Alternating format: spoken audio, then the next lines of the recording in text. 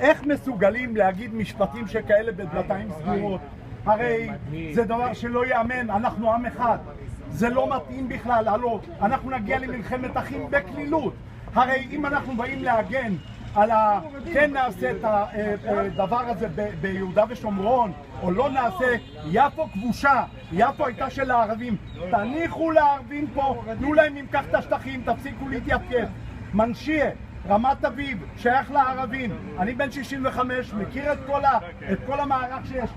אור יהודה, כפר ענה, יהוד, כל המקומות האלה שייכים בכלל לערבים. אם אתם רוצים לעשות סדר, בואו נתחיל להחזיר. קחו את המזוודות, תרופו מפה. לא יכול להיות שיקום שחקן. אני מכבד את שלמה במיטב, ואני רוצה להגיד לך, הלוואי וכולם היו שכמותו. יש פה דבר בזוי. איך אפשר? איך ניתן לקבל דבר כזה שבאים להגיד ביהודה ושומרון הלא זה שטחים משוחררים? אם זה כבוש, אז גם פה זה כבוש. אם נעשה סדר תלוי לפי תקופות או מתי מדברים על כך.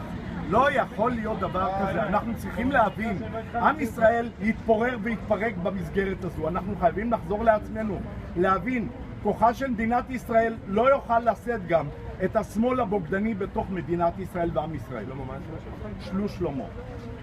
שלמה שלוש, מאיפה? אני מרמת גן. תודה רבה לך.